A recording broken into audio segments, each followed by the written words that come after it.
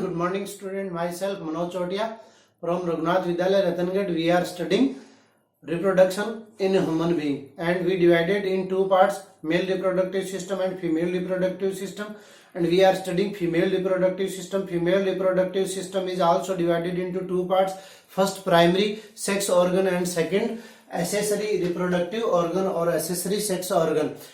In primary sex organ, we studied about ovary. Now today's our topic is accessory reproductive organ, and these are the accessory reproductive organ. First of all, oviduct, uterus, vagina, vulva. Vulva is divided into six parts: mens pubis, labia majora, labia minora, clitoris, vestibule, Bartholin's gland, and breast. And last topic of this chapter is one set of puberty human. So first of all, we discuss about accessory reproductive part, oviduct.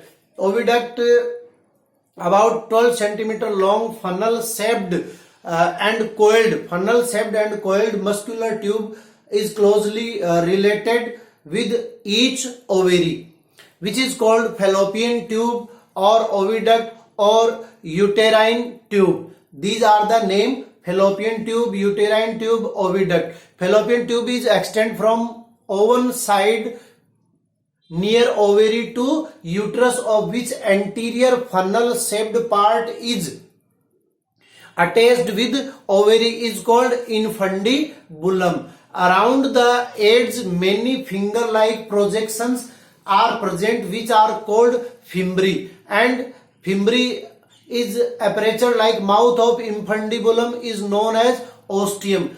Or we can say the pore of fimbriae are called ostium. By these pores they can obtain ovum released by ovary. The wall of oviduct is contractile and lined internally by ciliated epithelium. A thin layer, dense, thick, sticky fluid is secreted by secretory muscular epithelium, of which provide nutrition and protection to ovum. The ovum released from ovary enters oviduct through fimbriae ostia and transfer it to the uterus. And oviduct is the place where fertilization happens in human being. Now uterus, it is a pear shaped hollow organ which is present in the middle of pelvic region. Three strong ligaments held it in pelvic cavity. Normally its size is 7.5 into 5 into 2.5 centimeter. The oviduct of both sides opens in it. The uterus wall is thick and much vascular. A layer of mucous epithelium is found in the surface of uterine cavity, which is called endometrium. Outside of mucosa, a thick muscular layer made up of smooth muscles is found, which is called myometrium, and the outer part of uterus is called perimetrium. The upper main part of uterus is comparatively wide and having triangular cavity, which is called body, and its lower narrow part is known as cervix uteri. It opens into vagina by an external orifice.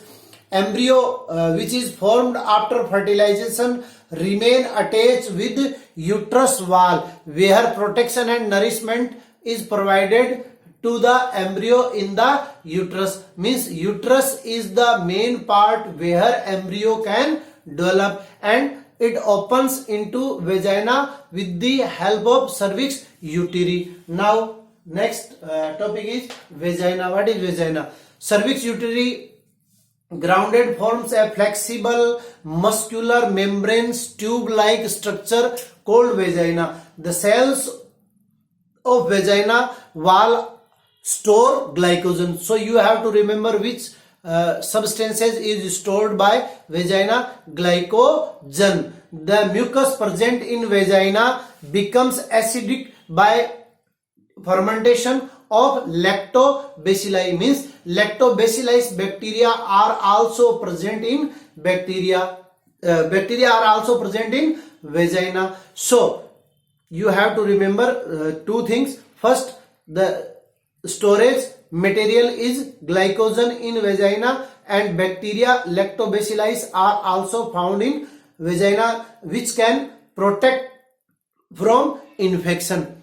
Vaginal opening is partially closed by a thin membrane called hymen, which can be destroyed or ruptured due to extreme physical work, sexual contraction, and exercise.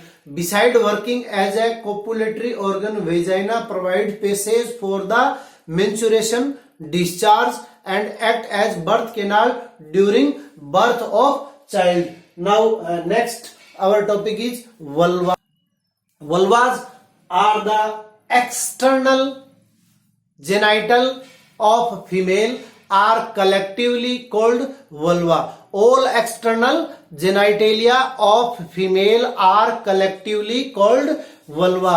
They are situated just above perineum in pelvic region. Vulva includes following structures: mons pubis, labia majora, labia minora, clitoris, vestibule, and Bartholin gland. First of all, mons pubis or mons veneris. It is the skin covered adipose tissue. You have to remember which membrane is covered by adipose tissue, then mons pubis. It is skin covered adipose tissue containing outgrowth and is situated above pubic symphysis, and pubic symphysis is the joint of pelvic region. Next, labia majora. Labia majora are one pair of longitudinal folds that extend downwards and backwards from below the mons pubis, which are formidably adipose tissue and covered with skin. Hairs are present on its outer surface. Next, labia minora. There are one pair of small folds present between labia majora, which are covered with skin, pigmented skin around the vestibules. Next, clitoris. Clitoris is a homogeneous organ to the male penis. You have to remember one mark question is performed here.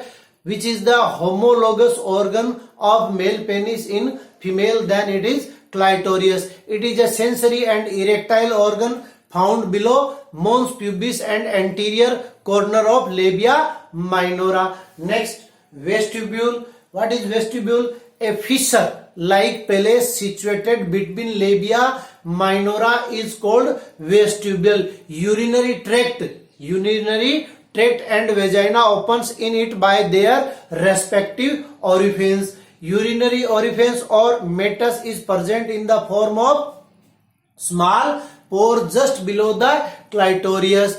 Below this orifice, the orifice of vagina is situated. Next, Bartholin's one both side of vaginal orifice, one bean-shaped gland is situated on the labia majora. These glands secrete an alkaline and lubricating fluid which keeps the vulva wet and makes the sexual intercourse easily. Next, breast.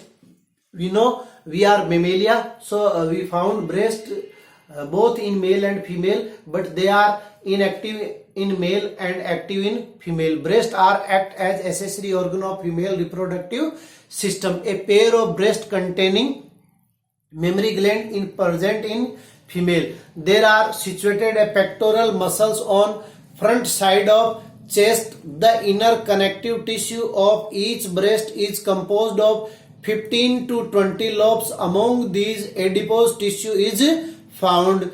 Each lobe contains mammary gland like the bunch of grapes which secrete milk. This milk provides nutrition to newborn baby. Many small ducts emerges out from each lobe, collectively form lactiferous duct. Many such lactiferous duct opens separately in nipple. A nipple is a pigmented structure found on the top part of the mammary gland. There are Their area around it is also densely pigmented. This area is called areola mammae. Due to deposition of fat and presence of muscles, the area around nipple is with much outgrowth in female. Nipple has 15 to 25 pores of 0.5 mm diameter.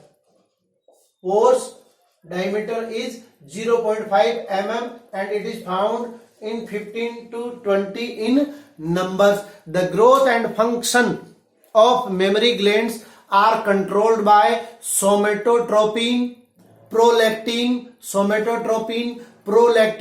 estrogen, progesterone and oxytocin hormones. You have to remember the growth and function of mammary glands are controlled by somatotropin, prolactin, progesterone, estrogen and oxytocin hormone. The milk contains fat, lactose, casein, lysozyme, calcium, vitamins and many other important immunity provides by substance. Mother milk is important product providing complete nourishment to the child. It provides protection to baby against many infections.